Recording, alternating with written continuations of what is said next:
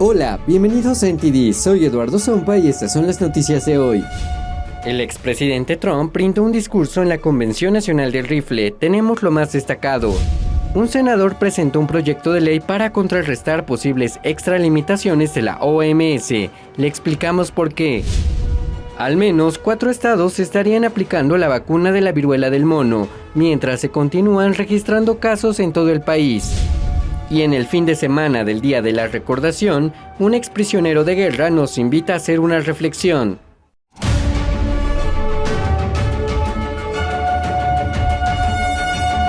Gracias por acompañarnos en NTD Noticias. La Asociación Nacional del Rifle, NRA, llevó a cabo este viernes su convención anual en Houston y su CEO prometió proteger los derechos de la Segunda Enmienda en medio de las controversias sobre el control de armas luego del trágico tiroteo en una escuela de Uvalde de Texas. Veamos. El CEO de la Asociación Nacional del Rifle, NRA, Wayne LaPierre, denunció este viernes la maldad que ocurrió en la escuela primaria Robb.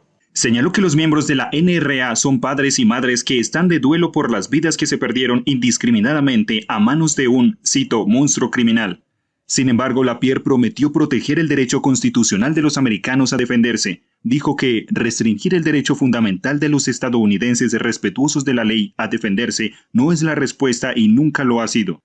LaPierre dijo que, si bien tenía diferencias con el presidente Biden y los demócratas en cuanto a la política, también dijo que compartía puntos en común con ellos de que la tragedia volverá.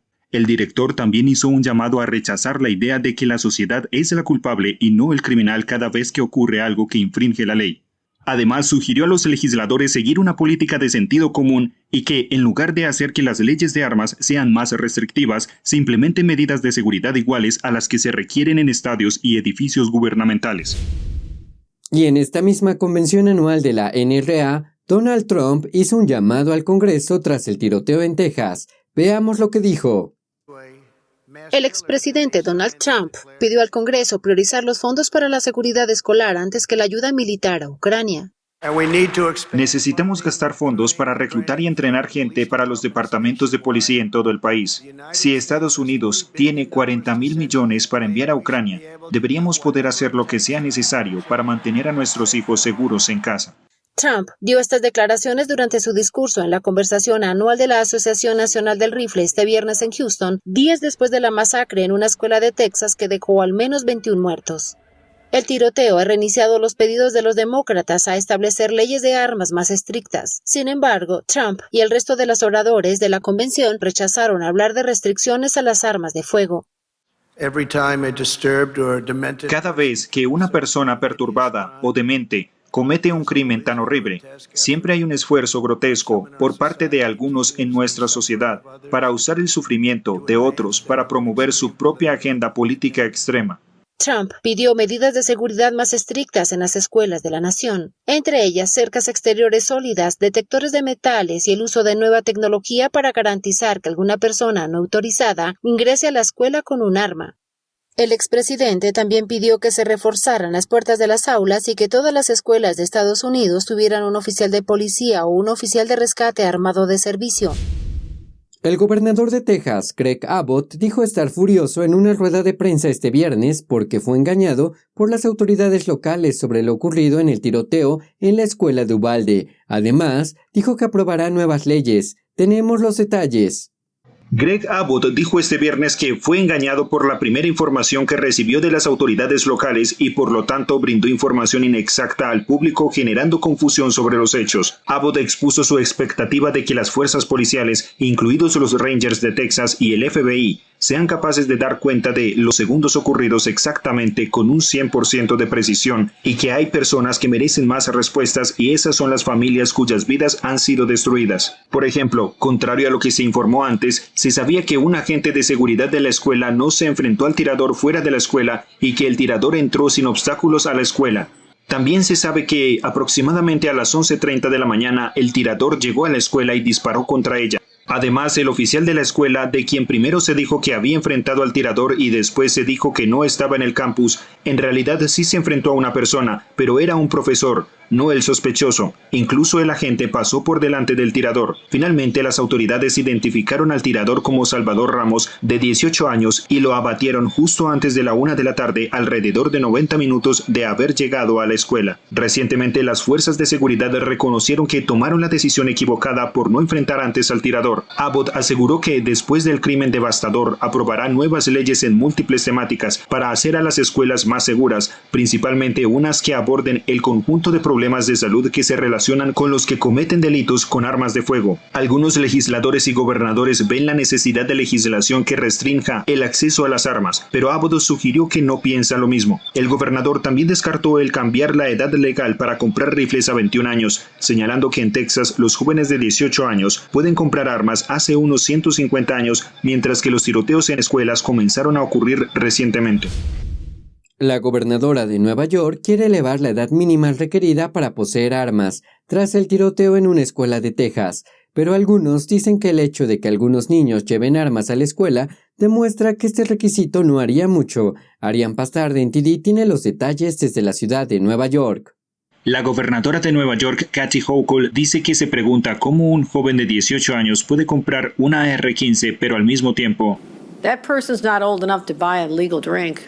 Ahora quiere que la edad requerida pase de 18 a 21 años. Al mismo tiempo, en la ciudad de Nueva York, el alcalde dice que se pregunta por qué hay tantos menores de 18 años que poseen armas. We've recovered 20 guns in schools, 20 guns in school in the start of the school year. El año escolar aún no termina, pero las armas encontradas en las escuelas aumentaron un 300% respecto a todo el año escolar anterior al COVID. Así que la gobernadora quiere aumentar el límite de edad para disponer de armas. Al mismo tiempo, los niños de la ciudad de Nueva York que no pueden tener armas legalmente, las están consiguiendo. Hablé con el asambleísta Mike Raley, quien dice que aumentar la edad requerida para poseer armas no va a hacer mucho. We don't enforce the laws that are on the books now. We have this law in New York State where, firearms you can't have before you're 18 years old. These kids are under 18 and they have firearms. So what good is the law that we have on the books if you don't enforce it? Raley dice que el problema es que los fiscales de distrito y los legisladores son blandos con el crimen. Pero no solo eso, añade que las leyes están a menudo fuera de la realidad. We need to talk to the experts. I'm a retired lieutenant from the New York City Police Department, and I often speak about the things on paper that we have in Albany in our legislation doesn't always transition to the street the way they think it will. So the problem is we forget to talk to the professionals. Para enfrentar el problema de las armas en las escuelas de la ciudad de Nueva York, el alcalde quiere traer detectores de metales modernizados que no tienen línea de seguridad. Arián Pasdar, NTD Noticias, Nueva York. El senador republicano Ron Johnson presentó un proyecto de ley para contrarrestar posibles extralimitaciones de la Organización Mundial de la Salud. La OMS está creando un organismo de negociación intergubernamental que, según los críticos, ampliará su poder en perjuicio de las naciones individuales. De acuerdo al Daily Caller, que obtuvo por primera vez el proyecto de ley, la legislación se llama "No hay tratado de prevención de pandemias de la OMS sin la aprobación del Senado". El proyecto de ley tiene 15 copatrocinadores. Garantizaría que el Senado tenga el poder de aprobar o desaprobar los acuerdos realizados por el órgano denominado OMS. Johnson declaró al Daily Caller: "Este proyecto de ley deja claro al gobierno de Biden que cualquier nuevo acuerdo sobre pandemias de la OMS debe ser considerado un tratado y sometido al Senado para su ratificación. La soberanía de Estados Unidos no es negociable". Las agencias de salud en 4 estados de Estados Unidos estarían ofreciendo vacunas contra la viruela del mono a contactos cercanos en riesgo tras una serie de brotes en el país. Al menos 4 estados estarían ofreciendo la vacuna contra la viruela del mono a personas con contacto cercano en riesgo, según informó CBS. Hasta ahora la vacuna se estaría aplicando en su mayoría a empleados de laboratorios y de atención médica en Colorado, Massachusetts, Virginia y Washington. La doctora Julia Murphy, veterinaria de salud pública del Departamento de Salud de Virginia, dijo que la vacuna solo se usa si hay un tipo de exposición de mayor riesgo, ya que la viruela del mono no se contagia tan rápido como la COVID. La viruela del mono es una infección viral leve, considerada endémica en varios países africanos y relacionada con la viruela. En los últimos días se han reportado 13 casos en Estados Unidos y entre 200 a 400 casos en el mundo. La Organización Mundial de la Salud dijo el viernes que actualmente está investigando 200 casos de viruela del simio en 20 países donde la infección suele ser inusual. También se están investigando otros 100 casos sospechosos. Por su parte, los CDC emitieron el viernes una serie de recomendaciones de su grupo de expertos para el uso de la vacuna en su informe semanal de morbilidad y mortalidad. Después del corte le traemos novedades sobre el Día de la Recordación. Esto y más en NTD en español.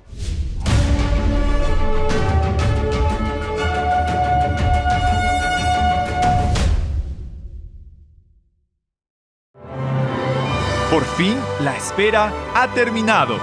Shenyun regresa con un espectáculo completamente nuevo, lleno de belleza, majestuosidad y un poderoso mensaje de esperanza. Descubra la cultura perdida de la antigua China. Descubra la temporada 2021 de Shenyun. Un mundo más maravilloso le espera. Consiga sus boletos hoy. Bienvenidos al episodio de hoy, soy Elina Villafañe. Según nuevos informes sobre la efectividad de las vacunas, afirman que... Comencemos hablando sobre las últimas elecciones. Hay investigaciones que confirman que hubo... Varias investigaciones comprueban que el origen del virus es el laboratorio de... Bienvenidos al episodio de hoy, soy Elina Villafañe. No pierda más tiempo, infórmese sin censura desde Epoch TV.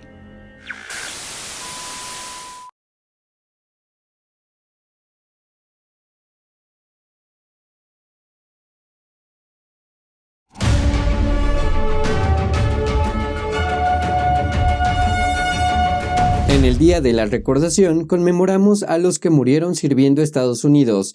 También es un momento para reflexionar sobre lo que significa exactamente su sacrificio. El teniente coronel retirado Orson Swindle, ex prisionero de guerra de Vietnam, se une a The Nation Speaks de NTD para compartir su experiencia. We just did our job, the duty on our country. That was our job, and we knew it.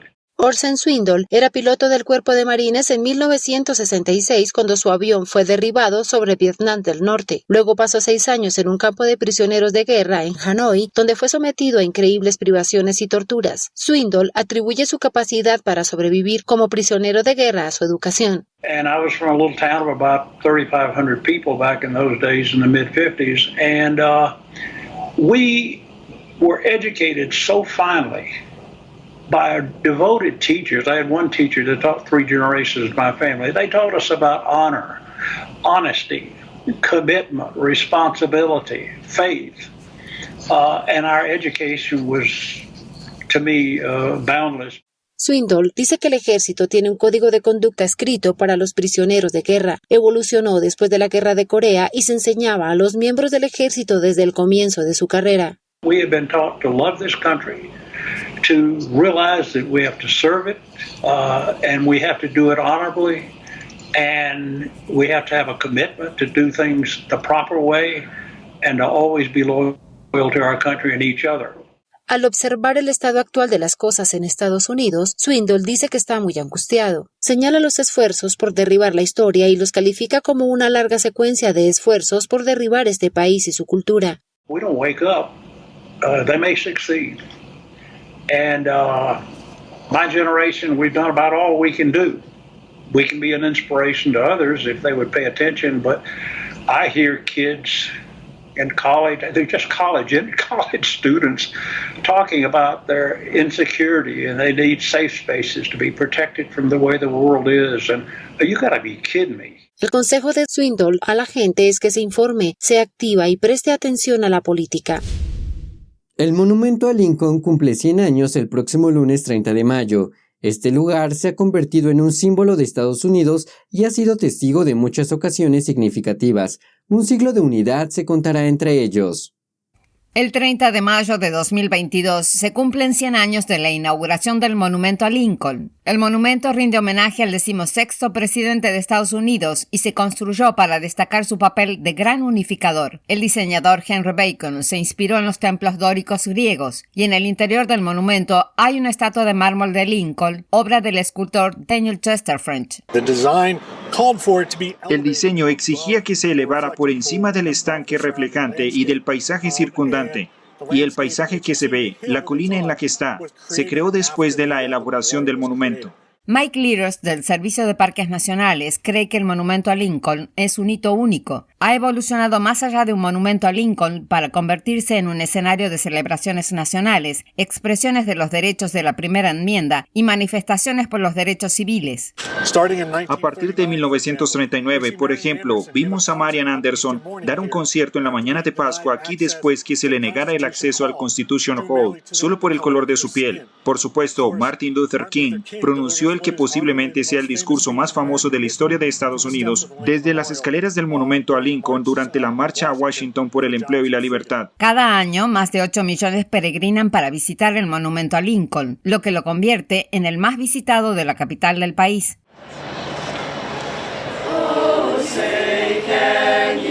El Servicio de Parques Nacionales celebra este mes actos y programas especiales para honrar al expresidente y a este templo neoclásico.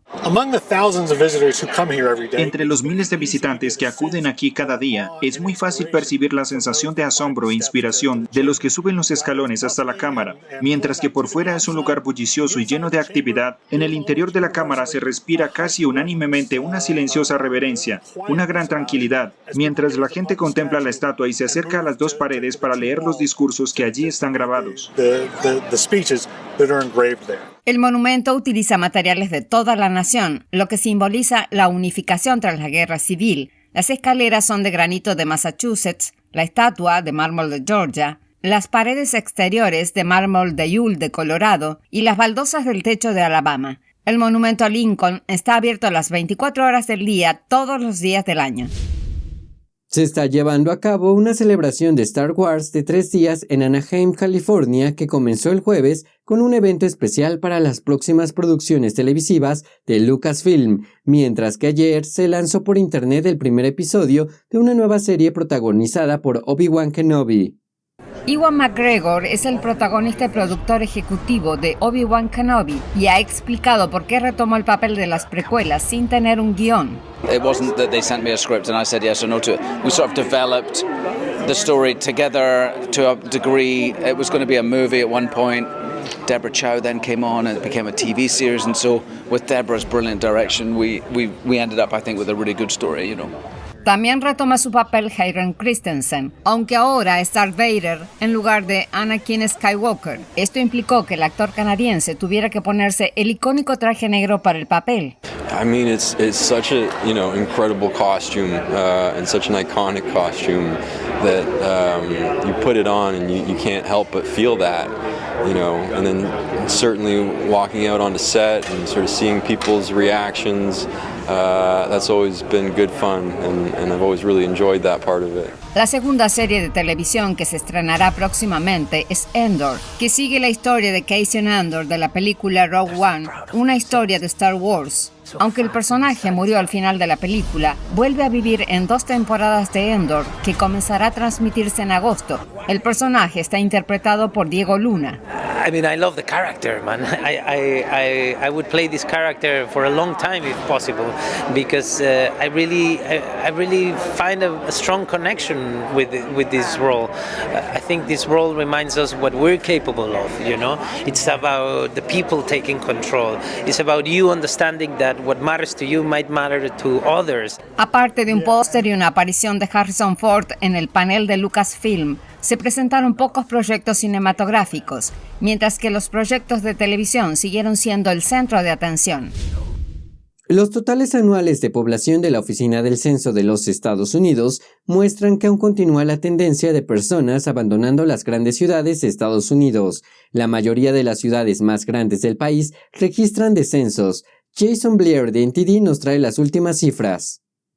De acuerdo con la Oficina del Censo de los Estados Unidos, 13 de las 20 ciudades más grandes de los Estados Unidos tuvieron una caída en la población entre julio de 2020 y julio de 2021. 8 de ellas están en el top 10. San Francisco experimentó el descenso porcentual más pronunciado del país. Perdió el 6.3% de sus residentes en comparación con el año 2020. La ciudad de Nueva York perdió un 3.8% y Washington, D.C. un 2.8%. Entre las 7 ciudades de la lista que crecieron en población, la más alta es Fort Worth, con un modesto aumento del 1.4%, y siguen San Antonio y Phoenix, cada una con un poco menos del 1%. Al contar las 15 ciudades de mayor crecimiento porcentual con 50,000 habitantes o más, el estado de Arizona es el que más gana, con 5 de las 15 principales, y Texas, Florida e Idaho empatan en segundo lugar con 3 cada uno. Jason Blair, NTD Noticias. Los colombianos saldrán a las urnas este fin de semana para elegir a su presidente para el periodo 2022 al 2026. Un experto nos da su visión sobre el futuro que pueden elegir los colombianos. Los colombianos elegirán a su presidente este próximo domingo 29 de mayo. Actualmente hay 6 candidatos que compiten para ocupar la presidencia. El izquierdista Gustavo Petro y por el lado de la derecha están Federico Gutiérrez, Rodolfo Hernández, John Milton Rodríguez, Sergio Fajardo y Enrique Gómez. John Marulanda, analista colombiano y experto en seguridad, dice que los colombianos tendrán que elegir entre 2 modelos opuestos. La opción de un régimen democrático con libertades y por supuesto lleno de defectos. Y por el otro lado, un gobierno totalitario, un gobierno de izquierda, un gobierno estalinista que quiere someternos a todos los colombianos a su esclavitud. Según las encuestas, al parecer, Gustavo Petro lidera la contienda con un 38.8% y los que se disputarán para pasar a una segunda vuelta son Gutiérrez y Hernández, en caso de que ningún candidato logre más de 50% de los votos en la primera vuelta. En su programa de gobierno, Petro promete recaudar más impuestos para el Estado, impuestos a los propietarios de grandes extensiones de tierra improductiva y abandonar la dependencia económica del petróleo y el carbón para dar paso a las energías limpias. El cambio se impone como una necesidad categórica para la sociedad colombiana. Por otro lado, Federico Gutiérrez promete un plan de gobierno centrado en la lucha contra la corrupción, el refuerzo de la seguridad y el crecimiento económico para generar empleo y reducir la pobreza y la desigualdad. Mientras que el exalcalde Rodolfo Hernández afirma que si es electo reforzará la ley y el orden y creará nuevos puestos de trabajo. Hernández también buscaría conversaciones de paz con los grupos guerrilleros colombianos. Ante las próximas elecciones del domingo, el expresidente colombiano Álvaro Uribe ha denunciado una presunta injerencia de Venezuela en el proceso electoral colombiano. Para Marulanda hay 3 razones para una posible injerencia. Colombia es la joya de la corona por 3 motivos. Primero, es el país que ha sostenido por más de 60 años una guerra interna, el único país en América Latina que tiene ese fenómeno. Segundo, es el primer productor mundial de cocaína, lo que da grandes cantidades de dinero a las organizaciones narcocriminales transnacionales. Y tercero, es el gran amigo de Estados Unidos. Marulanda alega que con estas condiciones, si Colombia llegara a caer en manos de la izquierda, toda la región se convertiría en una plataforma que amenaza la seguridad territorial de Estados Unidos. Pasemos ahora a nuestra sección de China con Julián Bertone, quien nos tiene las últimas actualizaciones del país asiático. A medida que muchas empresas reorganizan sus negocios en China, algunas compañías estadounidenses se dirigen a un vecino del sur, mucho más cercano, México. Echemos un vistazo. MGA Entertainment, abreviatura de Microgames America Entertainment, es un fabricante estadounidense de juguetes para niños. El director general de la empresa, Isaac Larian, detalla el impacto de las restricciones de China en su negocio ante una organización llamada Marketplace. Dice, y cito, antes la mercancía procedente de China tardaba 21 días en llegar al puerto de Los Ángeles o al de Long Beach y a nuestros almacenes. Hoy tarda 159 días. Así que la empresa de juguetes recurrió a otras opciones como México. MGA abrió recientemente 2 fábricas en el país y está a punto de abrir una tercera. Y no es la única empresa que se está instalando allí. Rain Maddy es el director general de Sigfox, una plataforma de abastecimiento de productos que pone en contacto a empresas estadounidenses con fabricantes mexicanos. Describe el cambio de las empresas que se trasladan a México más como una marea que como una tendencia. Además del control de la pandemia en China, hay otras razones que impulsan el cambio, por ejemplo el robo de propiedad intelectual, las falsificaciones y los costos laborales en China que ya no son tan favorables. Noel Maurer, profesor de negocios de la Universidad George Washington, dice que los salarios chinos comenzaron a parecer más altos que los de México a partir de 2014 o 2015. La fuerza impulsora del cambio no solo se encuentra dentro de China. Una serie de factores normativos estadounidenses también pueden estar detrás. El primero de ellos es el Tratado de Libre Comercio entre Estados Unidos, México y Canadá. El acuerdo incluye una regla de incremento del contenido del valor regional que establece que para disfrutar de aranceles preferenciales, el 75% de los productos de la industria automotriz deben ser fabricados en Norteamérica. Esta norma por sí sola debilita la participación de China en la cadena industrial de la región. Otros factores son los derechos especiales de importación y las restricciones a la exportación. Los primeros son los fuertes aranceles que se aplican a muchos productos chinos, incluidos los tradicionales derechos antidumping y compensatorios. Los segundos se refieren a una creciente lista de empresas chinas restringidas por motivos de seguridad nacional. Esto se suma a otros aspectos como la prohibición de los trabajos forzados en productos relacionados con la represión china hacia los uigures en la región de Xinjiang. A continuación pasemos al Reino Unido. Legisladores británicos condenaron el martes las violaciones de los derechos humanos por parte del Partido Comunista Chino, ya que archivos policiales filtrados revelan detalles de los abusos que sufren las minorías en Xinjiang. La publicación de los archivos incluye miles de fotografías de detenidos y una política de disparar a matar a los que intentan escapar. Esto tiene lugar al mismo tiempo que la alta comisionada para los derechos humanos de la ONU está de visita en China. Mientras la alta comisionada para los derechos humanos de la ONU, Michelle Bachelet, llegaba a China, unos archivos supuestamente filtrados de una base de datos de la policía china sacaron a la luz nuevas e inquietantes violaciones contra los uigures recluidos en campos de internamiento en Xinjiang. Los detalles de los archivos fueron publicados por la BBC e incluyen miles de imágenes de detenidos y protocolos para la vigilancia en los campos, incluyendo una política de disparar a matar para aquellos que intenten escapar, así como discursos de altos funcionarios que exigen que se trate a los uigures como criminales peligrosos. En respuesta, la ministra de Asuntos Exteriores, Liz Truss, afirmó en un comunicado que el Reino Unido se comprometió a exigir responsabilidades a China. Aunque los ministros no calificaron de genocidio el trato a los uigures por esta política, los diputados aprobaron el pasado abril una moción en la que se declaraba que el régimen chino está cometiendo un genocidio contra los musulmanes uigures y otras minorías de Xinjiang. El Tribunal Uigur Independiente y con sede en el Reino Unido dictaminó en el pasado diciembre que China comete un genocidio contra los uigures. También declaró al régimen chino culpable de crímenes contra la humanidad como tortura, violencia sexual y esterilización forzada. There are calls from MPs for the government to do more, including issuing more sanctions on Chinese officials and to reduce the UK's dependency on the Chinese economy. As for Bachelet's visit, Liz Truss, the Foreign Secretary, said that she's following it closely and that if full access isn't granted, it would only serve to highlight China's attempt to hide the truth of its actions in Xinjiang. Jane Werrell, NTD News, London. Gracias, esto es todo por hoy. Antes de despedirme, quiero invitarlos a seguirnos en Epoch TV para acceder a nuestro contenido sin censura. Tenemos un programa nuevo todos los días y recuerde que puede apoyar nuestra búsqueda de la verdad haciendo una donación en el enlace que está en la descripción. Gracias por acompañarnos. Nos vemos en el noticiero de mañana. Muy buenas noches.